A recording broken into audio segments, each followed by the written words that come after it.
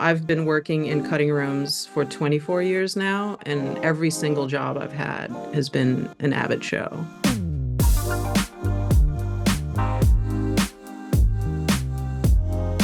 Hi, my name is Maria Gonzales. I am one of the editors on the show Shogun. And alongside my co-editor, Aika Miyake, I was nominated for an Emmy for episode 10, A Dream in the Dream. What I most enjoyed about working on Shogun was it was a dream come true to work on an epic costume drama. Even as a little kid, I think watching shows like that was like, maybe someday, and it actually happened.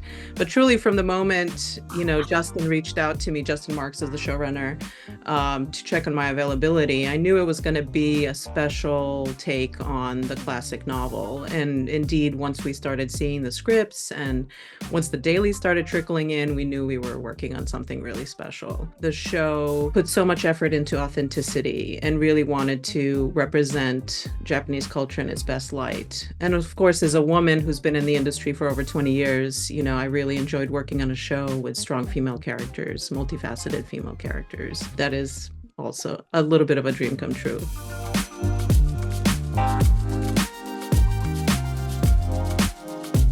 So the reason we submitted episode 10, Aika and I actually had a lot of discussions. We each have episodes that we worked on that we're proud of. But part of what's special about episode 10 is that it really represents also the friendship and the collaboration that the two of us achieved throughout the course of the show. But editorially, it's not the quote unquote flashiest episode, but it is also what makes it in some ways the most difficult. We have a number of really long dialogue scenes, which I, as an editor, feel like is kind of the most challenging aspect of editing, trying to find the right pace and make it still a very playable episode. And I think we succeeded in that.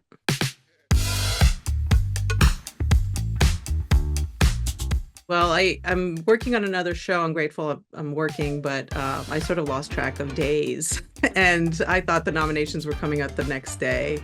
But then I received a text message from my mentor and good friend, Dana Globerman, an editor who I assisted for many years. And she sent me a link to the Emmys page, and I clicked on it, but on my phone I didn't see anything. I was like, what is this? And she's like, keep scrolling. So that's when I basically saw that Aika and I were nominated, and it was just really thrilling. I mean, I don't know how else to describe it. I absolutely love editing and love being involved in editing, but it's never really quite the goal, like, oh, someday I want to get an Emmy or someday this or that. But so to actually have your work acknowledged is a really special feeling. And my family was just super excited. My son, my mom, I have a lot of family in former Yugoslavia. They were kind of going crazy. So yeah, it's kind of feels like a big deal.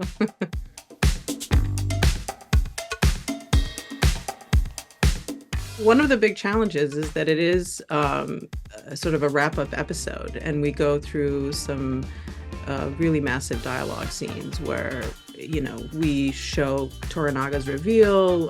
Blackthorn as a character has like a sort of a big moment as well.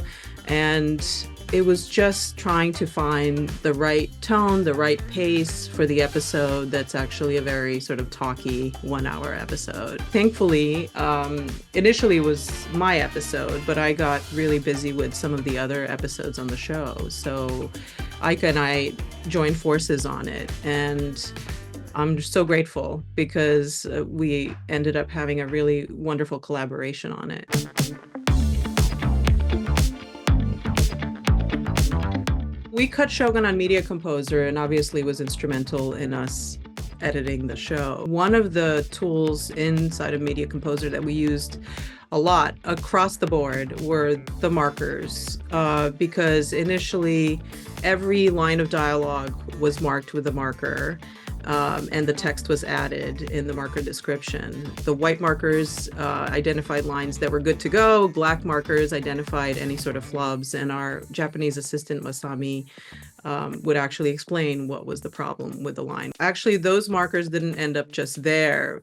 They were exported and then re-imported into like a Google Doc, and then from there we created subcaps.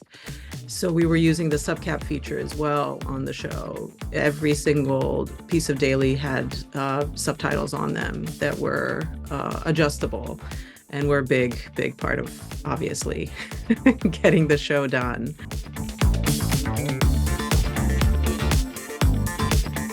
My advice to young people would be just keep doing it. You know, we're in a really different world than when I started out. There's so many opportunities to cut independently. There's so many different opportunities for creating content. And I just say, keep doing it, because along the way, you're going to meet somebody that's you're going to see eye to eye with, and who's going to make the kind of stuff that you want to work on.